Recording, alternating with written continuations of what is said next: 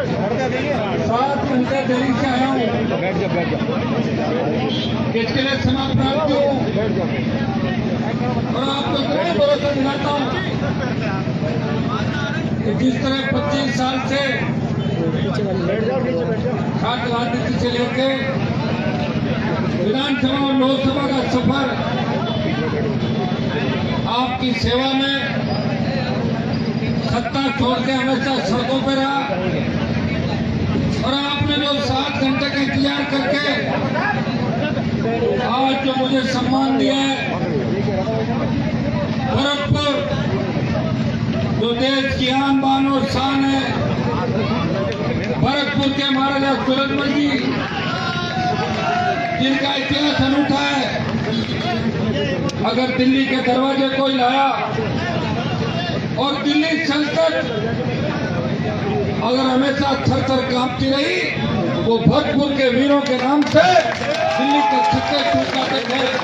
इतना ही विश्वास आपको दिलाता हूँ। आपने मेरे लिए 7 घंटे इंतजार किया, आवश्यकता पड़ी तो भरतपुर के सम्मान के लिए, किसान कौम के सम्मान के लिए और अपने समाज के सम्मान के लिए हमेशा हनुमान बेनीवाल आपके बीच इंतजार, जहाँ भी जरूरत पड़ेगा इंतजार करता हुआ मिलेगा, हमेशा खड़ा हुआ मिलेगा। 2-3 जोरदार जयकारों के साथ अपनी बात शुरू करूंगा। मैं महाराजा सूरजमल अमर रहे, 2-3 महीने कहूंगा। महाराजा सूरजमल अमर रहे, महाराजा सूरजमल अमर रहे। आज का जो कार्यक्रम है, भरतपुर के अंदर में कोई नया नहीं हूँ। जब मैं विश्वविद्यालय कॉलेज की राजनीति करता था तो आज मेरे साथ मंच में करीब आधा दर्जन वो मेरे भाई खड़े हैं जो विश्वविद्यालय और कॉलेज के अंदर मेरे लिए वोट मांगते थे। 25 साल बाद ये पूरी टीम मजबूती के साथ खड़ी है। भरतपुर का हमेशा सहयोग मेरे साथ रहा, हर विकट परिस्थिति के अंदर, चाहे मैं नागौर से चुनाव लड़ता था, चाहे निर्दलीय चुनाव लड़ा, पार्टी से लड़ा। भरतपुर के किसान के बेटे हनुमान बेनीवाल की मदद करने नागौर की धरती पे हमेशा मिलते थे, तो पूरे समय चुनाव के अंदर रहते थे। आपका बहुत बड़ा ऋण मेरे ऊपर है, इस समाज और किसान कौम के ऊपर है। ये महाराजा सूरजमल जी की पावन धरती है, लेकिन जो हमारा राजनीतिक वजूद राजस्थान के अंदर होना चाहिए था, वो राजनीतिक वजूद धीरे धीरे किसान कौम का खत्म होता जा रहा है। इसका सबसे बड़ा कारण हमारे लोगों ने अपनी ताकत को पहचानना छोड़ दिया और घुटने टेकना सीख लिया। वो सत्ता के साथ मिलकर आगे बढ़ना चाहते हैं, सत्ता का विरोध करना छोड़ दिया, इसलिए हम धीरे धीरे कमजोर पड़ गए। भाइयों, जब पानीपत मूवी आई थी और पानीपत मूवी के अंदर जिस तरह महाराजा सूरजमल जी के जो दृश्य दिखाए गए, उससे हनुमान बेनीवाल ने लोकसभा के अंदर मूवी के पोस्टर जलाए और लोकसभा के अंदर मांग उठाई कि पानीपत मूवी से दृश्य नहीं हटाए तो देश की सड़कों पे किसान कौम सड़कों को जाम कर देगी। और 2 ही दिन के अंदर पानीपत मूवी बैन करने की बात हो गई थी, सारे दृश्य हटे और आपकी बात रही। दुर्भाग्य से हम जिस इलाके से आते हैं, हमारे समाज को तो प्रदेश और केंद्र में दोनों जगह आरक्षण है, लेकिन भरतपुर धौलपुर के जाटों को आज भी 9 हमारे राज्यों के साथ छोड़ दिया, न केंद्र में आरक्षण नहीं है। मैं आपको विश्वास दिलाता हूँ कि जाट समाज के साथ साथ मीणा, गुर्जर, यादव, मुस्लिम, मेघवाल, माली, तमाम जातियों के लिए, ब्राह्मण, बनिया के गरीब बच्चों के लिए आर्थिक आधार पर आरक्षण। अगर हर कौम की किसी ने बात करी तो नागौर के शासक ने दिल्ली की सबसे बड़ी पंचायत के अंदर मजबूती से आपकी पैरोकारी करी। ERCP जो आपके 13 जिलों की जीवन रेखा बन सकती है, अगर ERCP का मामला 1 दर्जन बार अगर लोकसभा के अंदर किसी ने उठाया तो नागौर के शासक ने ERCP का मामला 1 दर्जन बार उठाया। अब लोकसभा का विशेष सत्र चलेगा, मैं विश्वास दिलाता हूँ कि लोकसभा के विशेष सत्र में भी ERCP की गूंज देश की सबसे बड़ी पंचायत के अंदर रहेगी।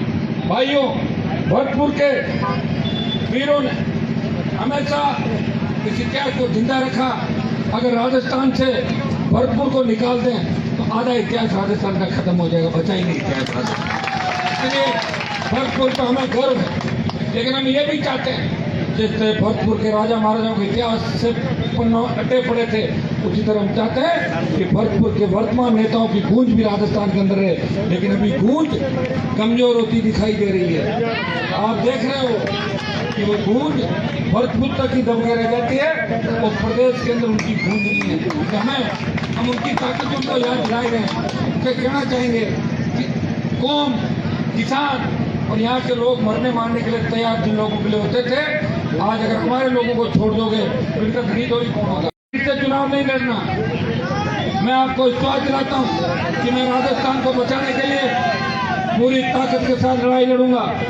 मैं हमेशा अन्याय के खिलाफ लड़ता हुआ आपको नजर आता हूँ, सड़कों से लेके सदन तक। चाहे राजस्थान की विधानसभा हो, कांग्रेस और भारतीय जनता पार्टी जहाँ हाथ निवारों का नाम आता है तो राष्ट्रीय लोकतांत्रिक पार्टी अकेली है तो लड़ाई लड़ती है और फिर इनको न्याय दिलाती है तो भारतीय जनता पार्टी के मुंह पर ताला पड़ जाता है। विधानसभा के अंदर मेरे तीनों विधायक इस प्रदेश की, चाहे पेपर लीक की घटनाएं हो, चाहे प्रदेश के अंदर बढ़ते अपराध हो, हमेशा पुरजोर तरीके से प्रदेश को बचाने का काम किया। प्रदेश को जिस तरह बजरी माफिया ने अपनी जेब में रख लिया, कांग्रेस और भारतीय जनता पार्टी उसकी जेब में थी और जेब में लेकर घूम रहा था। उस बजरी माफिया की दरिया समेटने का काम किसी ने किया तो नागौर के सांसद ने उस बजरी माफिया को उसका हिस्सा दिखाया। मैं विश्वास दिलाता हूँ अगर आप मुझे और ताकत दोगे, वो दिन दूर नहीं जब राजस्थान की सत्ता पर आपका कब्जा होगा, तब इस प्रदेश के अंदर कोई भूखा नहीं सोएगा, कर्जे के बोझ के तले कोई किसान आत्महत्या नहीं करेगा, किसी नौजवान के हाथ में कट्टा पिस्टल और वो नशे का आदि नहीं होगा, बदमाशी नहीं करेगा, उसको रोजगार मिलेगा, किसान मजबूत होगा, टोल मुक्त राजस्थान होगा, भय मुक्त भ्रष्टाचार मुक्त राजस्थान होगा। हमारी बेटियां रात को 12 बजे भी सड़क पर निकले, मजा ले कोई सामने देख ले, वो ऐसे घूमेगी जैसे घर के आंगन के अंदर घूम रही है। ऐसा राजस्थान अगर होगा वो जब होगा जब कांग्रेस को भारतीय जनता पार्टी भाइयों मिलाजुली का खेल जो यहाँ चल रहा है और जिस तरह भरतपुर के विधायकों की लूट की कहानी पूरा राजस्थान रोज पढ़ता है। या तो हम लूट की कहानियां बचपन में पढ़ा करते थे और या भरतपुर के विधायकों की लूट की कहानियां अब पढ़ने को मिल रही है। पूरी सरकार को लूट की छूट दे दी और ये कह दिया कि कुछ भी करो लेकिन मेरी सरकार नहीं गिरनी थी। बीच में सचिन पायलट आए, बड़ी उम्मीद जगी थी कि पायलट कुछ करेंगे, मेरे से अच्छे संबंध थे उनके, मेरे कह रहे थे हनुमान जी मिलके करेंगे। फिर कहने लगे कि मैं जल्दी मुख्यमंत्री बन रहा हूँ और आपको कॉफी पिलाऊंगा सीएम हाउस के अंदर। वो कॉफी तो अधूरी रह गई, अब तो आता सीधा लगा है। अगर तो मेरे साथ आ जाते तो पूर्वी राजस्थान का ये इलाका मजबूत हो जाता। पश्चिमी राजस्थान शेखावाटी और बीकानेर डिवीजन के अंदर कांग्रेस और भारतीय जनता पार्टी का राष्ट्रीय लोकतांत्रिक पार्टी सुपड़ा साफ कर देगी। ये तो राजस्थान का जवान जिन्होंने ठान ली है कि हमें इस बार दोनों पार्टियों को घर बिठाना। भाइयों नया वोट जो जुड़ा राजस्थान में उसकी संख्या 60 लाख से लेकर 80 लाख है और 60 लाख से 80 लाख जो वोट देने के लिए बूथ पर जाएगा वो एक ही चीज देखेगा, मुझे ऐसा राजस्थान चाहिए जहाँ बेरोजगारी नहीं हो, टोल नहीं देना पड़े, अपराध नहीं हो, गुंडागर्दी नहीं हो, हमें किसान को बिजली मिले, गर्द मुक्त किसान हो। तो पहला वोट उसका जाएगा, वो चाहेगा कि मेरा पहला वोट किसी ईमानदार पार्टी को जाए जो नौजवान के लिए लड़ रही है, जो किसान के लिए लड़ रही है, जो दलित अल्पसंख्यक के लिए लड़ रही है, जो भाईचारे की बात करती है। अभी नूह के अंदर जो मामले हुए थे, हमारे लोगों ने, हमने अपील करी और हमारे लोगों ने उस बात को आगे नहीं बढ़ने दिया। हर नौजवान चाहेगा कि हमें शांत राजस्थान मिले, हमें ऐसा राजस्थान मिले जो हमारे सपनों का राजस्थान हुआ करता था। इसलिए पहला वोट वो नौजवान राष्ट्रीय लोकतांत्रिक को वोट करेगा, राष्ट्रीय लोकतांत्रिक पार्टी को वोट करेगा। ये आरएलपी आपकी पार्टी, ये पार्टी नहीं, ये परिवार है। 70 साल में बड़े बड़े नेता हुए आपके भरतपुर में के अंदर, तो हमने हमेशा नारे भरतपुर वालों को लगाए पूरे जीवन। आपको पता है सारा 11 साल लोगों राजस्थान वालों देश के लोग, लेकिन अपनी पार्टियां बना के लंबे समय तक इस प्रदेश में किसान नेता नहीं चल पाए। कोई हाँ ये सही है कि लोग लगातार निर्दलीय चुनाव जीतते थे। हमारे राजा मान सिंह जी लंबे समय तक निर्दलीय चुनाव जीतते थे, बहुत बड़ी छवि उनकी थी, लेकिन दुर्भाग्य से राजा मान सिंह जी की हत्या भी कांग्रेस पार्टी ने कराई थी। इस बात को भी आपको बोलना चाहिए, लेकिन हत्या करने वाले भारतीय जनता पार्टी के कार्यकर्ता थे, इस बात को भी आपको याद रखने को बोलने भाइयों। इस प्रदेश के अंदर अगर हमारे नेता चाहते तो पार्टियां 50 साल पहले बढ़ जाती, लेकिन उनको अपने परिवार के अलावा किसी को चाहिए नहीं। बेटा बेटी भांजा भांजी भतीजा बेटी की बहू इसे बाहर ही नहीं निकले, तो फिर कहाँ से सेकंड पीढ़ी तैयार होती। ये तो मुझे धन्यवाद दो कि 25 साल आपने मेरा 7 घंटे इंतजार किया। मैंने 25 साल इस प्रदेश को अपने खून पसीने सींचने का प्रयास किया, प्रदेश को नई दिशा दी, नए बच्चों को जोड़ के। जो भरतपुर धौलपुर का बच्चा है वो बाड़मेर और डूंगरपुर से लेकर गंगानगर तक जब यूनिवर्सिटी कॉलेज के अंदर पढ़ते थे तो बच्चे कहते थे ये तो भरतपुर का है, ये सीकर का है, ये नागौर का है, ये वहाँ का है। ये सारी बात मिटा के अगर एक नारे के साथ, गिरिराज महाराज के नारे के साथ, केराजी महाराज के नारे के साथ, सूरजमल अमर रहे इस नारे के साथ अगर किसान कौम को एकजुट करने का प्रयास किया, वो नागौर के सांसद ने आप सब भाइयों के साथ लेके एक साथ लेके आपको मदद करके तैयार हो जाओ। आने वाला समय आपका है, ये तय है कि हमारी तरफ से तूफान चलेगा और भरपूर आते आते आप उसको सुनामी बना दो तो निश्चित रूप से सबका प्यार करता। भाइयों पिछली बार भी राष्ट्रीय लोकतांत्रिक पार्टी और नौजवानों के संघर्ष का ही परिणाम था कि कांग्रेस वेंटिलेटर पे चली गई और भाजपा 70-72 पे लटक गई थी। पिछली बार ये आरएलपी के नौजवानों का ही संघर्ष था। हमने बहुत ध्यान रखा पिछली बार। हो सकता है कि मेरी वजह से 1-2 जगह कोई नुकसान भी हो सकता है, लेकिन 40-50 जगह ढंग के लोगों की मदद भी मैंने करी थी, चाहे वो कांग्रेस से था चाहे बीजेपी से था।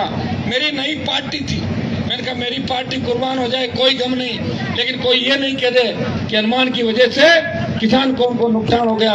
लेकिन भाइयों मैं चिंता कितने साल करता रहूंगा, मुझे अब चिंता राजस्थान की करनी है, मुझे आपकी चिंता करनी है। अगर अखबार के अंदर ये छपता है कि भरतपुर के अंदर इस तरह सरेआम गोली मार के हत्या कर दी गई, बाड़मेर के किसी इलाके के अंदर इस तरह किसान की हत्या कर दी, शेखावटी के किसी इलाके के अंदर कोई गैंगस्टर आता है किसान की बेटे की हत्या कर देता है, पुलिस कस्टडी के अंदर जिस तरह बदमाशी राजस्थान के अंदर हुई है, एम्बुलेंस और थानों में जिस तरह बलात्कार की घटनाएं हो रही है, कौन संभालेगा इस राजस्थान को? कौन चीख पुकार छोड़ेगा हमारी छोटी बहनों की, माताओं की? इसलिए राष्ट्रीय लोकतांत्रिक पार्टी को आपको मजबूत करना है। ये जो मिलाजुली का खेल है इसे खत्म करना है। मैं 2009 के अंदर जब ये कहता था कि गहलोत वसुंधरा मिले हुए, तब लोग मजाक उड़ाते थे कि हनुमान जी को तो बीजेपी में नहीं रहना इसलिए ऐसी बातें कर रहे हैं। अब अशोक गहलोत खुद ने ये कहा कि वसुंधरा अगर नहीं होती तो मेरी सरकार नहीं बचती।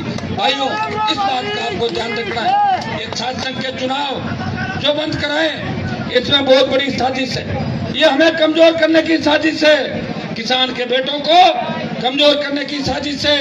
ये हमारी सेकंड पीढ़ी छात्र संघ जिसके माध्यम से मैं बना, 50 नेता राजस्थान में बने, कई प्रदेशों के मुख्यमंत्री छात्र संघों के माध्यम से बने, देश के अंदर कैबिनेट के मंत्री रहे, छात्र संघों के अध्यक्ष, भरतपुर के कॉलेजों के भी कई नेता इस विधानसभा और लोकसभा के अंदर रहे।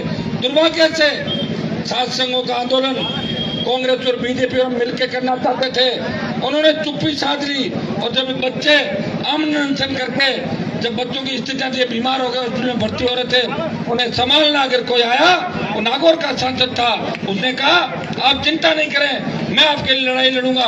भाइयों 14 की जो लड़ाई है पार पार की लड़ाई है। अगर सरकार झुक गई और आपकी मांगे मान ली तो इतिहास बन जाएगा कि राजस्थान के जवानों छात्रों ने राजस्थान की घूमी बेरी सरकार को झुकाया। और ये चुनाव जो बंद कराए ये गहलोत ने बंद कराए, लेकिन बीजेपी की मौन स्वीकृति और टेलीफोन के अंदर बात करके हुआ कि तुम आंदोलन मत करना, मैं चुनाव बंद करा रहा हूँ। ये कोई भारतीय जनता पार्टी का नेता बयान तक नहीं दे रहा है। इस बातों का आपको ध्यान रखना है। नौजवानों एक ही बात का ध्यान रखना, जब किसान कौम संकट में थी, जब प्रदेश के किसान सड़कों पे थे, देश के किसान सड़कों पे थे, 800 से ज्यादा किसानों ने शहादत दी। मोदी सरकार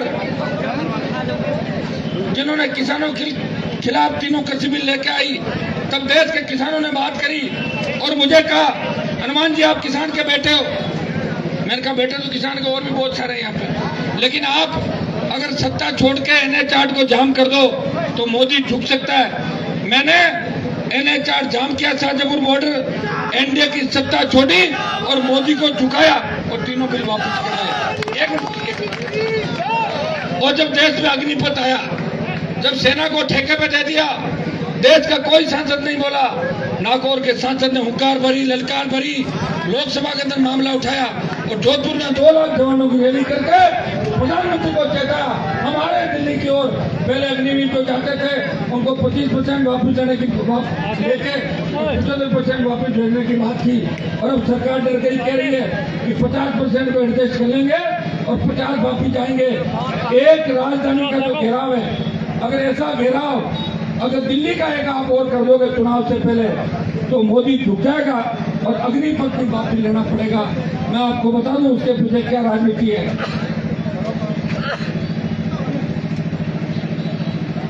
अग्निपथ के अंदर मोदी जी की जो सोच है, वो हमारे समाजों की जो रेजिमेंट बनी हुई है, चाहे घाट रेजिमेंट हो, चाहे सिख रेजिमेंट है, गोरखा रेजिमेंट, मद्रास इनकी रेजिमेंट, जितनी भी रेजिमेंट, वो रेजिमेंट से कहते हैं प्रधानमंत्री, वो ये कहते हैं कि किसी की तारीफ करो, मैं सिर्फ मेरी तारीफ करो। मोदी बॉर्डर पे भी मोदी लड़ रहा है, गीत में वही गा रहा है, वो कह रहा नहीं हूँ सब गीतकार, संगीतकार, फिल्म प्रोड्यूसर, डायरेक्टर नहीं हूँ, तो किसी की तारीफ नहीं हो। इसलिए रेजिमेंट को खत्म करने के लिए अग्निपथ लेके आए, और ये अग्निपथ अगर कामयाब हो गया, भाइयों आपको कोई नहीं पूछेगा, जो मारा गया ना, कोई सिख, कोई जाट, मराठा, कोई गोरखा, कोई मद्रासी, ये गीत भी मोदी बंद करा देगा। इस बात का भी आपको ध्यान रखना है। इसलिए अग्निपथ वापस होना जरूरी है। हनुमान बेनीवाल पूरी ताकत लगा के जल्दी को वापस करें। 14 तारीख को आपको हजारों की तादाद के अंदर भरतपुर जाना है। अब तो भरतपुर के अंदर विश्वविद्यालय हो गया, हमारे जमाने में तो भरतपुर अलवर के राजस्थान विश्वविद्यालय के अंदर में आते थे, लेकिन आज भी भरतपुर के इलाके के ज्यादातर किसान के बेटे बेटियां राजस्थान यूनिवर्सिटी में एडमिशन लेते हैं। एक दिन 14 तारीख का दिन आपको प्रदेश की सरकार, दूंगी मेरी सरकार को जगाने के लिए, अपने भाइयों को न्याय दिलाने के लिए, हनुमान बेनीवाल को और ताकतवर बनाने के लिए, किसान कौम की मजबूती के लिए एक दिन आपको देना है। 14 सितंबर विद्यानगर स्टेडियम के अंदर इतनी तादाद के अंदर आपको आना है, और जो भरतपुर से जयपुर तक का रोड है उस पर एक ही नारा लगना चाहिए, किसान कौम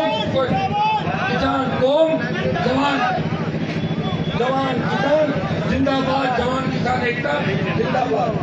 तो धरती पुत्रों, ये आह्वान करने में आपको नहीं चाह रहा हूँ, मैं लेट हो गया, लेट निकालने की दोबारा जल्दी आपको भी भरतपुर के अंदर मैं लगातार आपको भी कहता रहूँगा। पहले भी आपने साथ दिया, आगे भी आप साथ देंगे, पूरी मेरी सरकार को झुकाएंगे और वापस जवानों को जो कमजोर करने का प्रयास कर रहे हैं, छात्र संघों को कुचलने का प्रयास कर रहे हैं, विश्वविद्यालय कॉलेज के अंदर दूसरे पुलिस एंट्री करके छात्र संघ अध्यक्ष और कुलपतियों को मदद कर गिरफ्तार करके लाती है। निकम्मी होंगी मेरी सरकार को जगा के इस व्यवस्था को भी ठीक करना है। व्यवस्था को ठीक करने के लिए हमें दोबारा हुंकार भरनी होगी। छात्र अधिकार, युवा हुंकार, युवा छात्र है तो छात्र युवा है। बेरोजगारों के जितने भी खाली पद है सरकार के अंदर, वो पद सरकार भरे, युवाओं को रोजगार दे, बेरोजगारी भत्ता दे और सांसद चुनाव की घोषणा करे। ये प्रमुख नारे हमारे रहेंगे। आप सबने मेरा इंतजार किया, मैं विश्वास दिलाता हूँ कि विधानसभा के चुनाव भी सामने, इस बार भरतपुर से सुनामी आनी चाहिए, इसका भी मैं कमिटमेंट करना आपको देता हूँ। मुझे पता है साथ देंगे तो एक नारा मैं और लगाऊंगा, बोले गिरिराज महाराज की सूरजमल नमन रखे।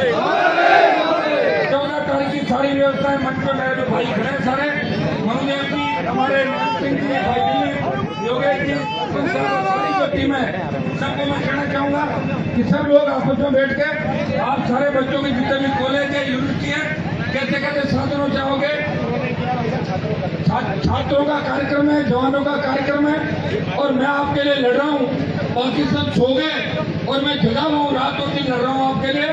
अब की बार मुझे लगा स्वच्छता अभियान जो चला, स्वच्छता से सत्ता की ओर जो नारा दिया, और उसमें जिस हिसाब से आपने काम किया और पार्टी को हर ठाणी गांव झोंपड़ी तक पहुंचाया, इसके लिए भी आपको बहुत बहुत धन्यवाद कि आपने राष्ट्रीय लोकतांत्रिक पार्टी को बहुत बड़ी मजबूती का आगे संकल्प दी। ये जो आरएलपी का पौधा है, ये वर्ष वर्ष बढ़ के आपके काम आएगा, आपके बच्चों की रखवाली करेगा।